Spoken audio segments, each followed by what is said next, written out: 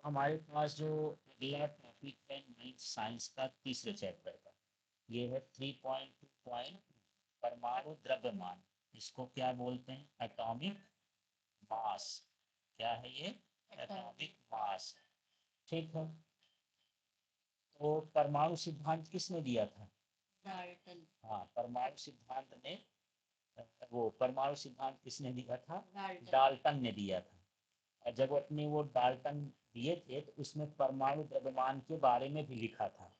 द्रव्यमान संरक्षण का था ना, कि किसी भी रासायनिक क्रिया में ना तो कोई परमाणु उत्पन्न होता है और ना ही नष्ट। हाँ, ठीक है। माने उसका परमाणु का द्रव्यमान कैसा होता है? सुरक्षित रहता है। ठीक है। तो प्रत्येक तत्व का परमाणु द्रव्यमान होता है। क्या एक है जैसे होता होगा? तत्व जैसे बदला तो इसका परमाणु क्रमांक भी बदल जाता है और परमाणु द्रव्यमान भी बदल जाता है।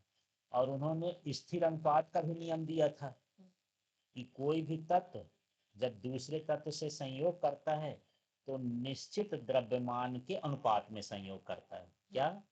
कोई भी तत्व दूसरे तत्व के साथ संयोग करता है तो निश्चित द्रव्यमान द्रव्यमान के अनुपात में संयोग करता है।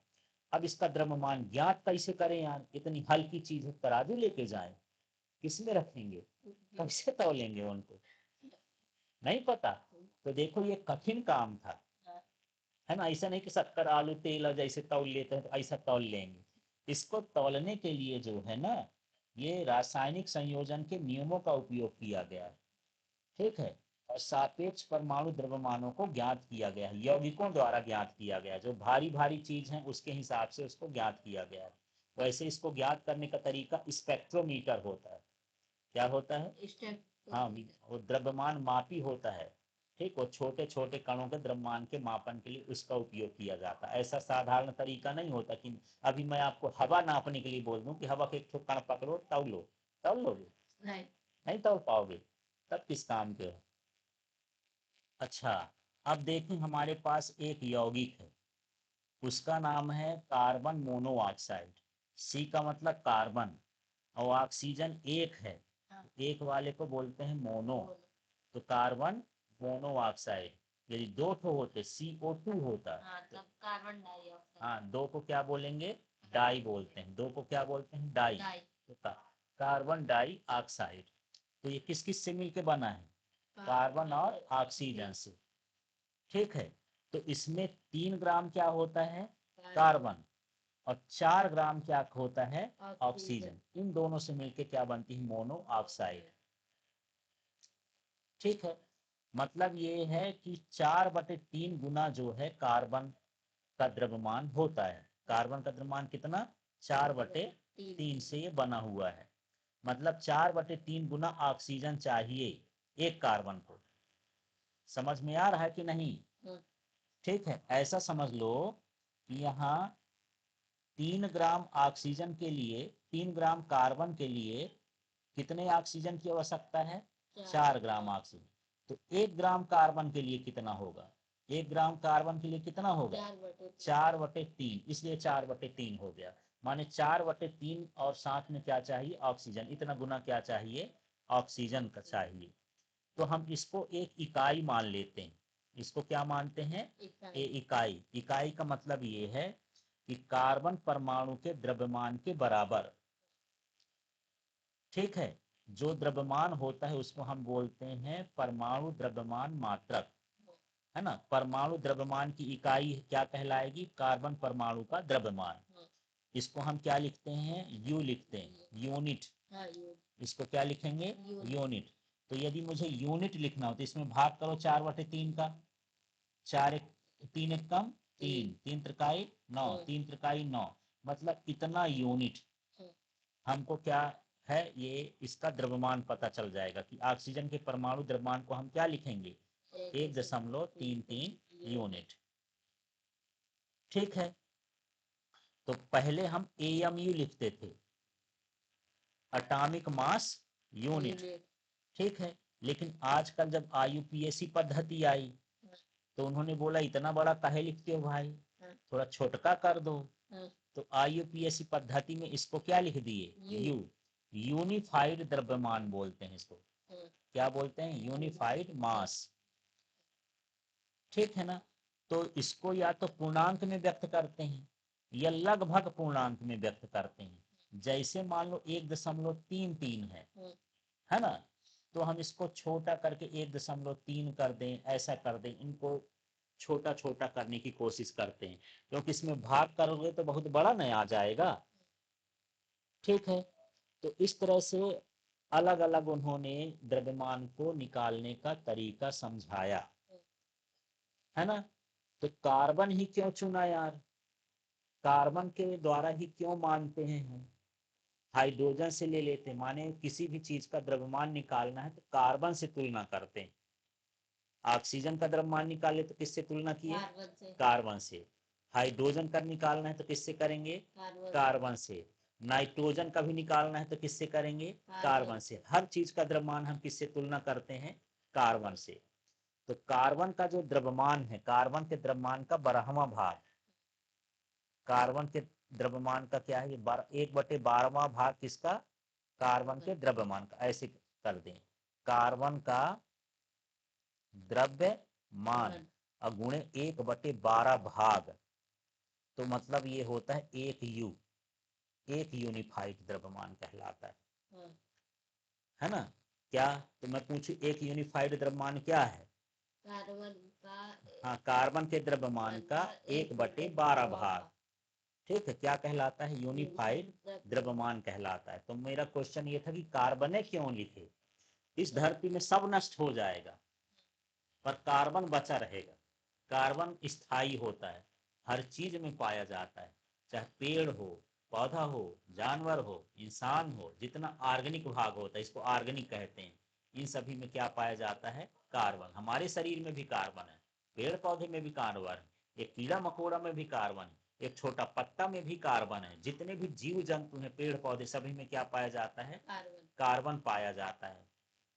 ठीक है। और कार्बन की बहुत बड़ी मात्रा जो है धरती पर उपलब्ध है, इसलिए कार्बन से ही हम इसका द्रव्यमान ज्ञात करते हैं। ठीक है। हाइड्रोजन से नहीं करते, क्योंकि हाइड्रोजन को अलग करो तो भाग जाती, फुर्र से जल जाएगी, ये जल्दी से रिएक्शन नहीं करता है, और ये सभी तत्वों के साथ क्रिया कर लेता है।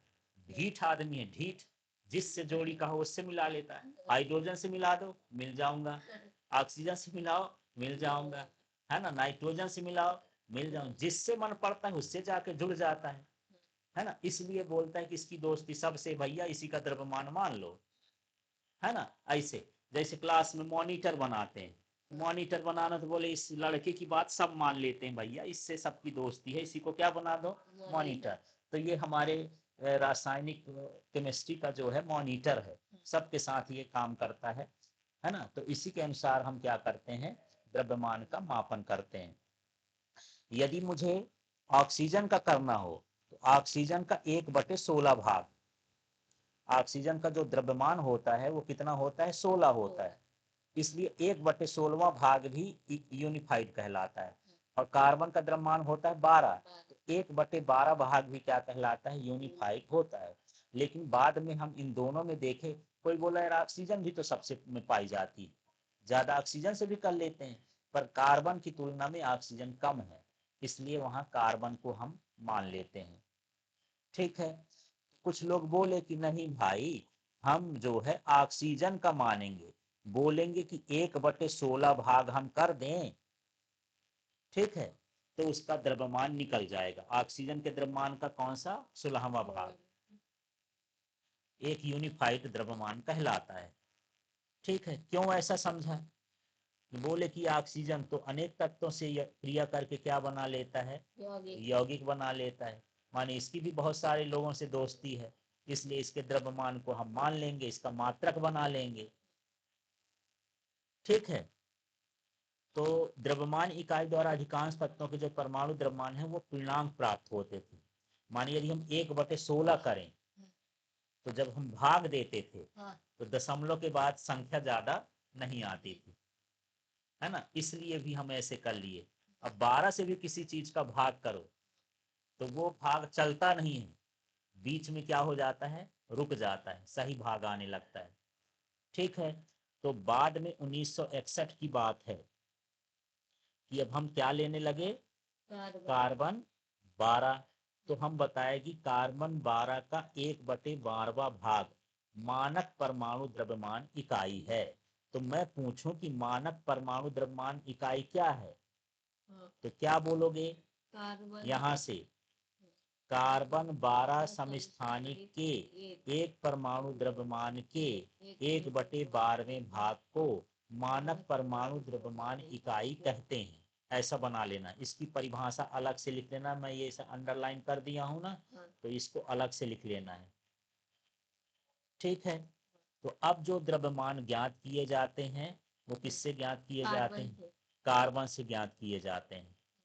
ठीक, अब कैसे कैसे है यहाँ पर ये समझाया गया है, ये देख लो कि मान लो ये तरबूज है। हाँ।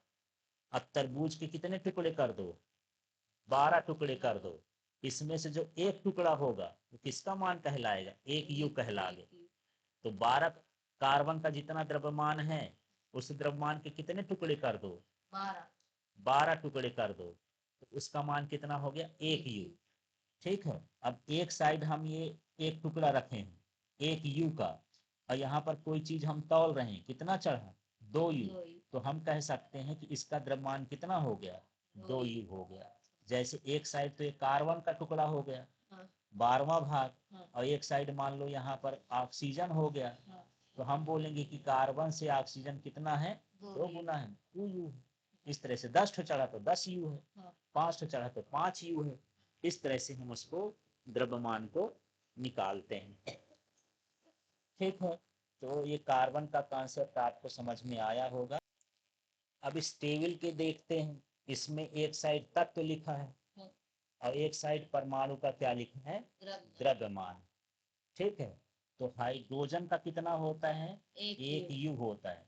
माने कार्बन 12 के कितने टुकड़े करोगे, है कार्बन 12 के 12 टुकड़े करना है। कार्बन के कितने टुकड़े करना है, 12। एक टुकड़े का द्रव्यमान यू कहलाता है ना। तो वही एक टुकड़ा किसके बराबर होता है, हाइड्रोजन। ठीक है, कार्बन में कितना है, 12। तो ये समझ लो कि 12 टुकड़े कर दिए है ना, तो वो क्या कहलाएगा, कार्बन कहलाएगा। 12 यू के बराबर क्या कहलाएगा, कार्बन। नाइट्रोजन का द्रव्यमान कितना हो गया, 14। ऑक्सीजन का कितना हो गया, 16। सोडियम का कितना हो गया, 23। मैग्नीशियम का कितना है, 24। यहाँ देख रहे हो ना, नाइट्रोजन का 14, ऑक्सीजन का 16, सोडियम का 23, मैग्नीशियम का 24, सल्फर का 32, क्लोरीन का 35.5, कैल्शियम का कितना हो गया, 40 हो गया। ठीक है, इसका मतलब यही है कि जो कार्बन का 12वां टुकड़ा है, तो कैल्शियम को तौलने के लिए कितने टुकड़े लगेंगे, 40 टुकड़े। कार्बन 12 के 12वां भाग के 40 टुकड़े रखोगे तब किसके बराबर होगा, कैल्शियम। समझ में आ गया। थोड़ा तरबूज में चलते हैं। ठीक है, ये तरबूज पहुंच गया। ये तरबूज मान लो कार्बन है, कार्बन के कितने, इस तरबूज के कितने टुकड़े किए, 12, जिसमें से एक टुकड़ा को हम बोले एक यू। ये किसका हो गया, एक यू। तो यहीं पर एक यू का मतलब इसमें कितने यू हो गए, 40 यू। ठीक है, तो कार्बन 12 का जो 12वां टुकड़ा है वो कितने टुकड़े लगेंगे, 40। एक साइड कैल्शियम जो है रखोगे, एक साइड क्या लिख दिए, कैल्शियम, और एक साइड हमको लिखना पड़ेगा वही तरबूज के कितने टुकड़े, कितने, 40 टुकड़े रखोगे तब किसके बराबर होगा, कैल्शियम के बराबर होगा। तो तरबूज मत सोचो, यहाँ पर कार्बन का जो हम टुकड़ा है 12वां टुकड़ा करेंगे, तो कार्बन के कितने 12 टुकड़े रखने पड़ेंगे, 40, तब फिर वो किसके बराबर होगा, कैल्शियम के बराबर। इस तरह से। अब इसमें जो है लिखने वाली क्या चीजें हैं, क्या क्या अपने कॉपी में लिखोगे उसकी बात समझते हैं। ठीक है ना। तो यहाँ पर हम ये देखें सबसे पहले कि ये जो परमाणु का द्रव्यमान है, तो परमाणु का द्रव्यमान की संकल्पना माने सोच सबसे पहले किसने रखी, डाल्टन ने। ठीक है ना।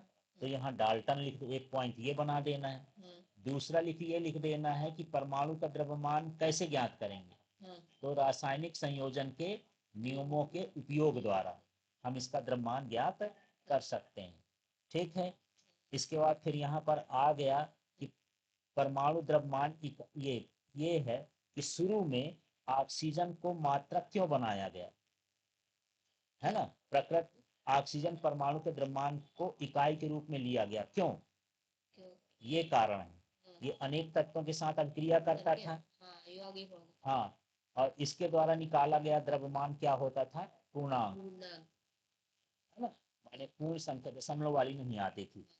बाद में इसको हटा के IUPAC द्वारा कौन सा लाया गया? कार्बन। हाँ, तो यहाँ पर ये लिखना पड़ेगा, कार्बन 12 समस्थानिक के एक परमाणु के द्रव्यमान का 1/12वें भाग को हम क्या बोलेंगे? मानक परमाणु द्रव्यमान की इकाई। ये वाला भी लिखना है।